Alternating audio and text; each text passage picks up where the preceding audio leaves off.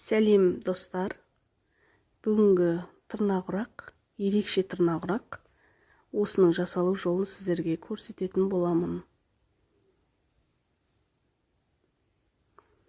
Бізге алдымен керегі ақбөз 22 сантиметрді 22 сантиметр етіп қырқып аламыз. Ішін осылай сызып шығамыз. Сосын керегі 4-4 сантиметр ет ақ тор ортасына. Одан кейін сары түсті 2 сантиметр, көк түсті 2 сантиметр етіп қырқып дайындап аламыз. Одан кейінгі түсті 3 сантиметр етіп қырқып аламыз. Енді 4 сантиметрлік лентаны да дайындап аламыз. 2 сантиметрлік лентаны бір-бірімен біріктіріп шығамыз. Тігіп туралап аламыз осылай. Лапкының жиегімен матаның жиегіне қойып осылай тігіп шығамыз. Түгі төмен қарап тұру керек екеуінің. Екі матаның түгі төмен қарап тұру керек.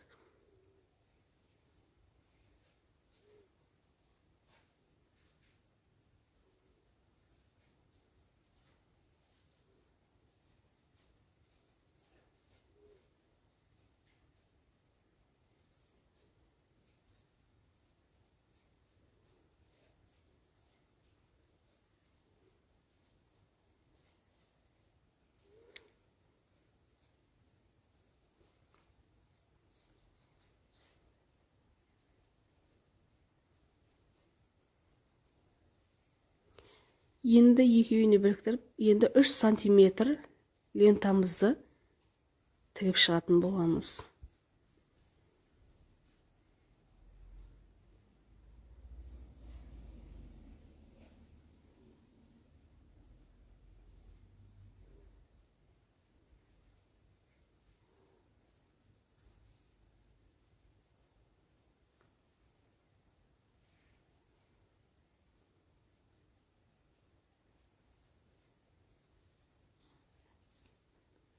Бұның да түгі төмен қарап тігіп шығуымыз керек.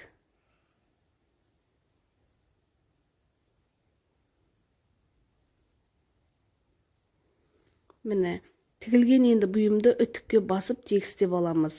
Мына сары түсті лента 2 сантиметр, көк 2 сантиметр, одан кейінгісі 3 сантиметр лентаны біріктіріп алдық. Енді ақ бөз матамызға 4-4 сантиметр ортадағы 4 бұрышты көзді қойып, сызықтың бойымен туралап қойып, лапканың бойымен матаның жиегімен бірдей етіп тігіп шығамыз. Айналдыра тігіп шығатын боламыз. Матамыз сырқып кетпес үшін.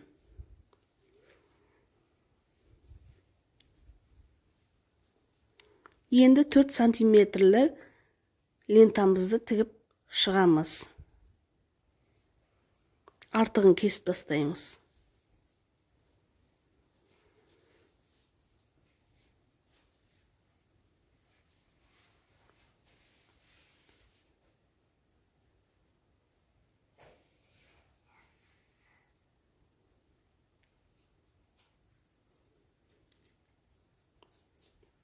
Осылай айналдыра 4 жиегіне лентаны айналдырып тігіп шығатын боламыз. Жіпті үзбей тігу техникасын пайдалансаңыздар да болады. Қалауларыңызға қарай қалай тіксеңіздер де қалауларыңызға қарай тіксеңіздер болады. Мен жіпті үзбей тігу техникасын пайдаландым.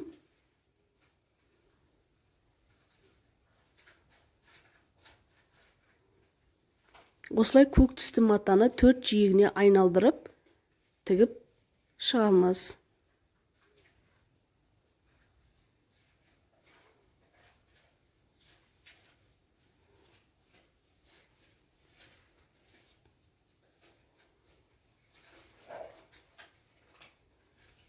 Енді мен картоннан қиып алдым, 5 сантиметрде 5 сантиметр етіп 3 бұрыштыны қырқып алдым. Енді осылай қойып, шетін сызып аламыз. Жаңағы тіккен лентамызды осының жиегіне қойып, жаңа сызған сызықтың бойына теңестіріп, тігіп шығамыз.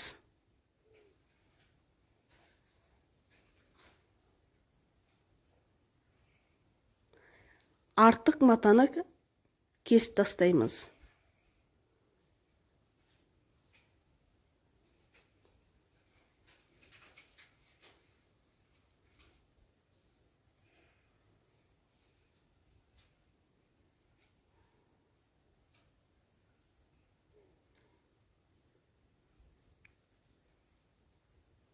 Бұл бетіне де осылай етіп кардонды қойып, шетін сызып аламыз өлшеп. Үш бұрышына ана сызық арқылы бірдей болып түсу керек.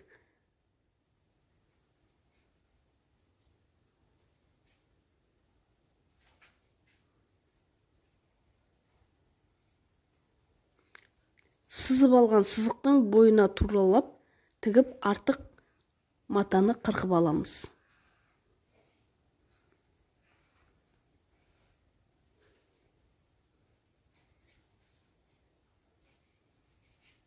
Енді көк лентамызды да тағы айналдыра тігіп шығамыз.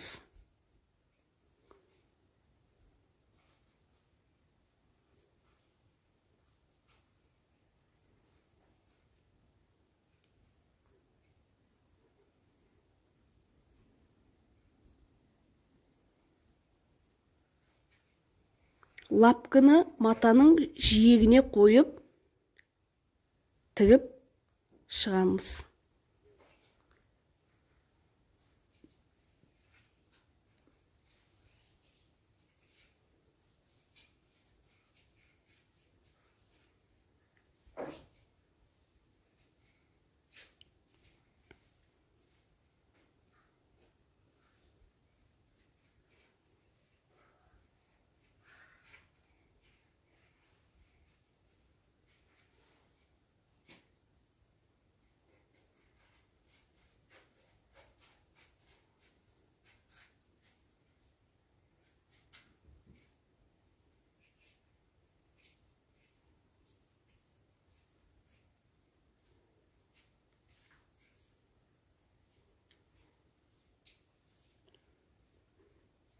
Бұл жеріне де осылай етіп өлшеп алып, сызып алып,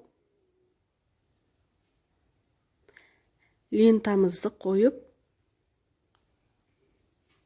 тігіп шығатын боламыз. Сызған сызық арқылы қойып алып, тігіп шығатын боламыз. Артық матасын қырқып тастаймыз.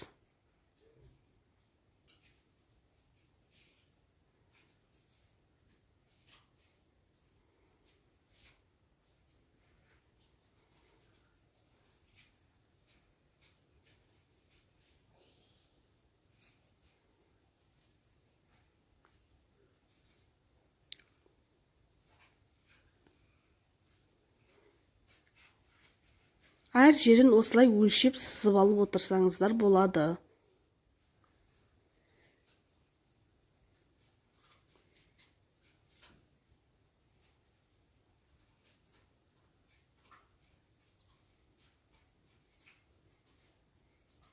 Артық қиындыларын осылай қырқып алып отырасыздар. Қажет емес матасын қырқып алып отырасыздар. Тағы да көк түстіден айналдыра тігіп шығамыз.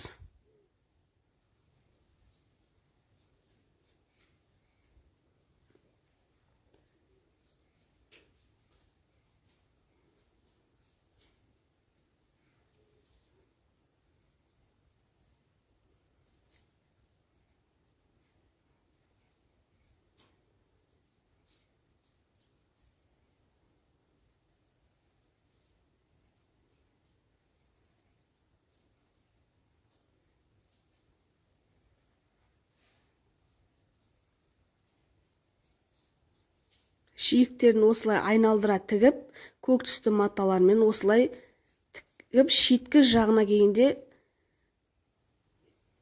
осылай 0,5 сантиметр етіп тігіп, барлығын айналдырып тігіп шығамыз.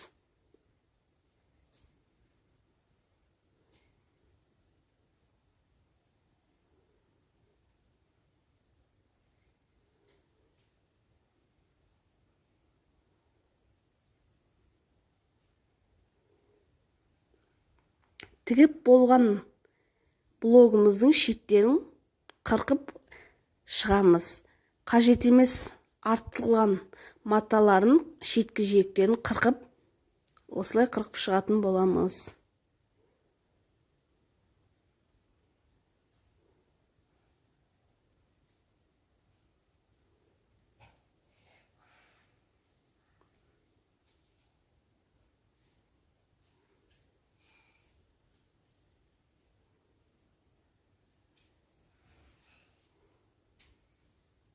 Міне, қырқып шыққан, тігіп шыққан ерекше тырнақ құрағымыз дайын болды.